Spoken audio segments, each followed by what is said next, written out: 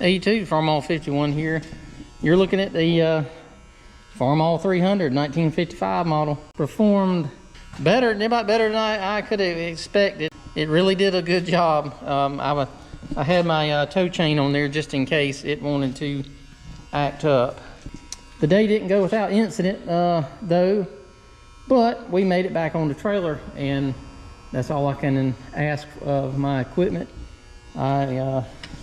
You know, you got to talk to it like the guy in Days of Thunder, you know. If any of y'all have ever seen that, the car scene where they're in the shop and he's talking about it, you know, shaping it, you know, shaping the sheet metal and all that.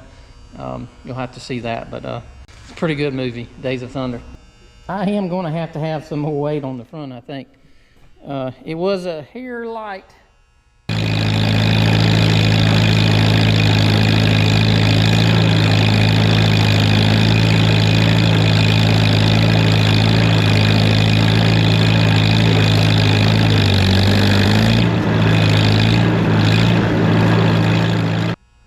The front end. If anybody has any frame weights, let me know. I'd love to have a front of the weights that go along right in here. If anybody got a set that they would like to sell me pretty cheap, if not, I'll need another set of wheel weights. I like to have a set of frame weights though. It could use 75 more pounds on the front, maybe 100 pounds on the front, but it was doing pretty good. But when you picked up and it was that suck of that land, it was kind of wanting to pick the front end up a little bit. So other than that, carburetor, everything responded excellently. Gasoline, I did, however, surprised me a little bit. I did not realize the 300 and 350 were so bad on gasoline. From what I found out, they were not known for their fuel economy. Maybe it's just mine. I do have a 350 Venturi in this carburetor. This is a 300 carburetor, 300 jet, but I do have a 350 and Venturi in it. I don't know if it made much difference, but you can definitely tell it was pretty healthy, and I'll add some video in here of it plowing. But did a great job. Plowed in second gear on the high side. TA does work, but when I went to load it on the trailer and I put the plow down, the outer lever, which handles the rear lift, I guess it put the pressure on it and it blew out the packing on the rod here of the cylinder.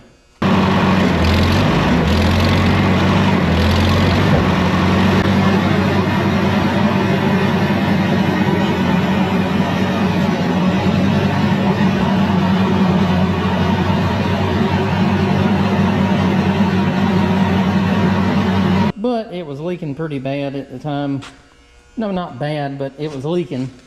And I knew this tractor has been sitting and has not done much work since the mid-80s, I'd say, from what I was told. So we were kind of on a wing and a prayer with the hoses and the cylinders there. So what it did when I put the plow down and it kind of, the hydraulic, the lever hung, and it kept putting pressure, and I guess eventually it found a weak point, and like I say, when it blew, if you can see, the whole back of the tractor is armor-alled. When it blew, like I say, a cloud of mist covered me and the whole tractor.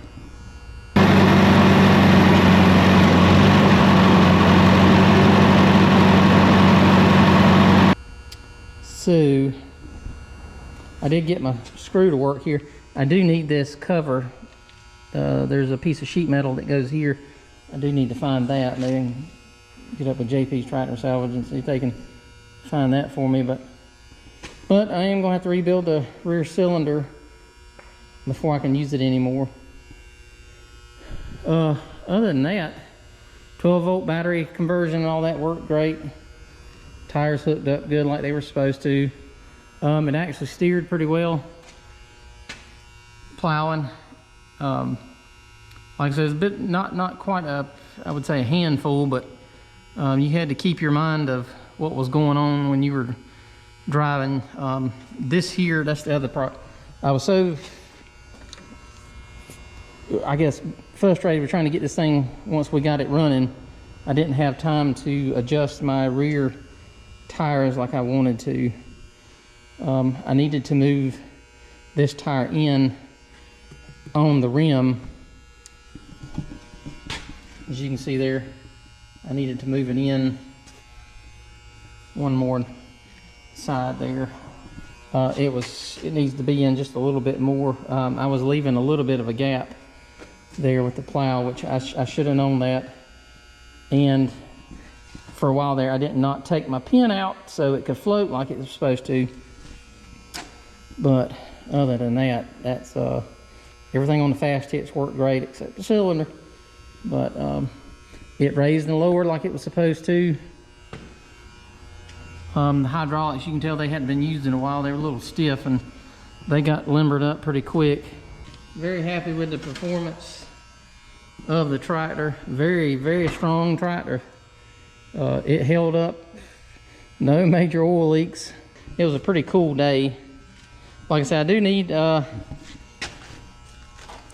am going to be in the market for some front frame weights if I can find some. If not, I may have to put an extra set of wheel weights on the front. Or I hate to hang a piece of weight on the side there, but you know, if I have to, I have to. But the tilt feature up here on the front, that worked great. It used quite a bit of fuel. I think I don't know, I had a little bit in it, and I went out there to make a pass or two to see if I could get the plow set. And of course, you know, my wife, she tells me she said, you need to go ahead and put that gas in it. And I said, well, let me make a round or two out here before I go ahead and fill it up. And I think I made, on the bottom of the third pass,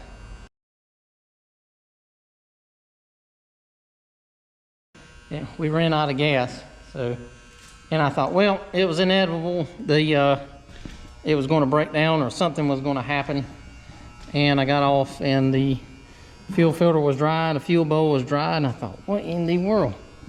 Looked in the fuel tank and it was just as shiny as those emblems right there. So I was like, yep, we're out of gas. So we brought 5 gallons with us, put 5 gallons in it, and we probably plowed another 45 minutes to an hour, parked for lunch, and then we went and plowed on another section over there for a good another 45 minutes or so, and stopped to check the gas, and it had about that much in it, and I thought, gosh, no. It sucks some gas, so it loves it. If you go to Plowday with a 300, you better bring some gas with you. I guess they're like the M's and H's and the stuff. I mean, M's, I guess, but definitely a fun Plowday tractor, and I got to get my spacing stuff on my wheels right, and to make my plowing a little bit better. But I was in a little bit of a rush, and I kind of neglected that. We had a great time, and like I say, I was happy with everything. But anyway, thanks for watching.